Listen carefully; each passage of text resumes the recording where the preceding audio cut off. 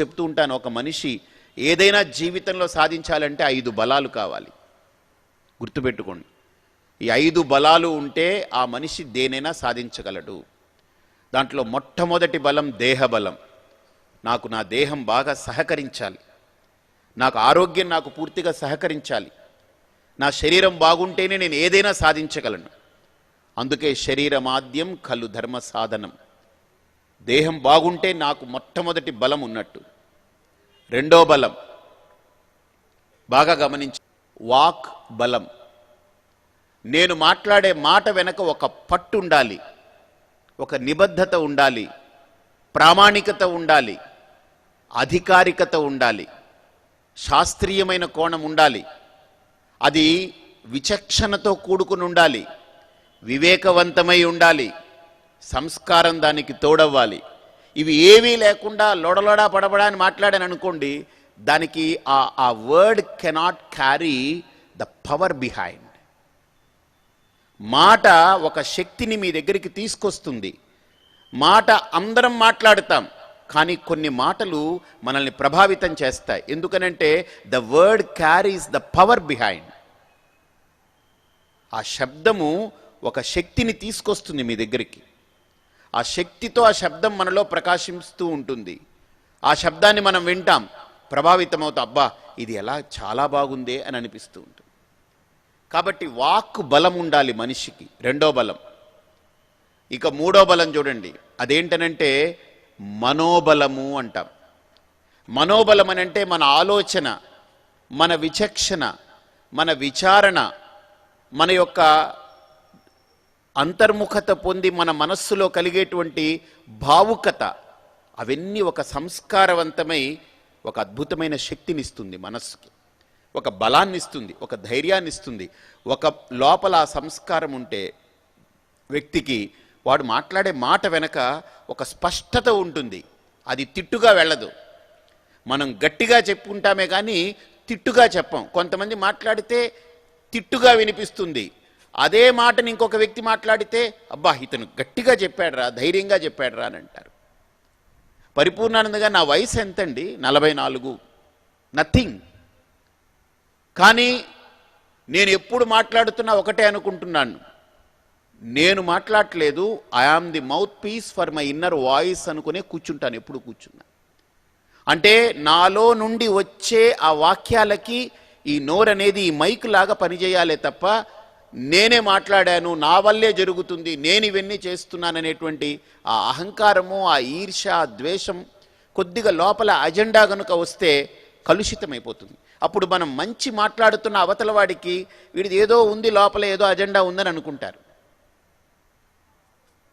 కాబట్టి మన లోపల ఏ అస్పష్టత లేకుండా సంస్కారంతో మాట్లాడే మాట ఒక శక్తిని క్యారీ చేస్తుంది, ఖచ్చితంగా క్యారీ చేస్తుంది. అండ్ అవతల వ్యక్తిని ఆలోచింపజేస్తుంది, ఒకసారి ఆపుతుంది, ఆలోచింపజేస్తుంది. ఆ వాక్యం ఉండాలి. ఆ వాక్యం రావాలి అంటే దానికి మనోబలం ఉండాలి. మూడో బలం. మనస్సు అంటే బుద్ధి, లోపల మనస్సు, చిత్తము అన్నీ కలగలిపినటువంటి ఒక సంస్కారం. ఇక నాలుగో బలం ఆత్మబలం. మనకు వేమన అంటాడు, ఆత్మశుద్ధి లేని ఆచారమదియేల, భాండశుద్ధి లేని పాకమేల, చిత్తశుద్ధి లేని శివపూజలేలరా విశ్వదాభిరామ వినురవేమ. అంటే ఒక ఆయన అడిగాడు, అయితే చిత్తశుద్ధి లేని శివపూజలు వెళ్ళరా అన్నారైతే విష్ణు పూజ చేయొచ్చా అన్నాడు ఆయన. అది లేకపోతే విష్ణు పూజ చేయమని కాదు అర్థం అక్కడ. లేకపోతే విష్ణు పూజ చేసే వాళ్ళందరికీ చిత్తశుద్ధి లేదని అది కాదు అర్థం అక్కడ. అటు శివపూజ అంటే ఆయన వేమన శైవ సంప్రదాయంలో వ్యక్తి కాబట్టి భగవంతుణ్ణి చెబుతూ, అయ్యా నువ్వు భగవంతుణ్ణి ఆరాధించేది దేనికోసం ఆరాధిస్తున్నావు? నిన్ను నువ్వు పెంచుకునేదానికి, నీలో నువ్వు ఎదగడానికి. ఆ ఎదుగుదలే లేకుండా భగవంతుడి దగ్గర కూర్చుంటే మాత్రం ప్రయోజనం ఏమిటి? ఇప్పుడు మీరందరూ ఇక్కడ నాది వినడానికి వచ్చారు, మీరు కూర్చొని ఎవరి మట్టుకు వాళ్ళు చుట్టుపక్కల వాళ్ళు బల బల బల బల బల బల బల బల ఓ అరుపులు కేకలతోటి మాట్లాడుతున్నారనుకోండి, నేను కూర్చోవడంలో ప్రయోజనం ఏమిటి? ఇప్పుడు నేను మాట్లాడుతున్నప్పుడు మీరందరూ అలా నిశ్చేష్టులై కూర్చుని రాసుకునేవాళ్ళు రాసుకుంటూ, వినేవాళ్ళు వింటూ, మననం చేసేవాళ్ళు మననం చేస్తూ, వింటూ మీ మనసు ఎక్కడికో వెళ్ళిపోయి ఉంటుంది. ఈ పాటికి అక్కడికి వెళ్ళి అది చూస్తూ, ఏదైనా మీరు మౌనంగా ఉన్నారు కాబట్టి నేను కూర్చోవడంలో అర్థం ఉంది. అలాగనే భగవంతుడు ఎదురుగుండా మనం కూర్చున్నాము అనంటే మనల్ని మనం గుర్తించలేకపోతే, మనల్ని మనం పెంచుకోలేకపోతే, మనలో ఆ ఎదుగుదల కలక్కపోతే ఆ దేవుడి ముందు కూర్చోవడంలో ప్రయోజనం ఏంటి? ఆ దేవుడికి పాపం టైం ఇబ్బందిగానే ఉంటుంది. కాబట్టి ఆత్మబలం అనేది చాలా ప్రధానం మనకు. 4వ బలం ఆత్మబలం అని అంటే లోపల నేను నేను నేను అని స్పందించే ఆత్మబలం కావాలి. ఇక 5వది చిట్ట చివరిది దైవం చైవాత్ర పంచమం, దైవబలం కావాలి. ఇప్పుడు ఒకసారి చెప్పండి నాతో పాటు, ఎన్ని బలాలు కావాలి మనిషికి? 5లో మొదటిది ఏంటి? దేహబలం. రెండోది ఏంటి? వాగ్బలం. మూడోది మనోబలం. 4వది ఆత్మబలం. 5వది దైవబలం. ఈ 5 బలాలు ఉంటే మనిషికి అద్భుతమండి.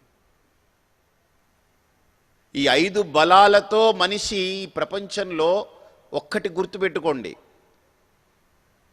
అత్యున్నతమైనటువంటి స్థితిలో ఉంటాడు. బయట గోచి పెట్టుకుని ఉన్నా, లేదు చింపురి జుట్టుతో ఉన్నా, అతనికి ఏమి ఒక పూట తిండి తినడానికి గతి లేకపోయినా ఈ 5 బలాలు ఉన్నవాడు బయటికి ఎలా ఉంటాడంటే, బయటికి మనకు కనిపించేలాగా సివిలైజ్డ్ పర్సనాలిటీ ఉండకపోవచ్చేమో, కానీ లోపల ఒక కల్చర్డ్ పర్సన్ అనేటువంటి వాడు ఉంటాడు. లోపల అతనిలో ఉన్నటువంటి ఆ ఎలివేషన్ అనేది ఈ ప్రపంచంలో అందరికీ లభించదు. అలాంటి ఒక మహోన్నతమైనటువంటి స్థితిలో ఉంటాడు అతను. కాబట్టి ఆ దైవ బలం మనకు చాలా ముఖ్యం.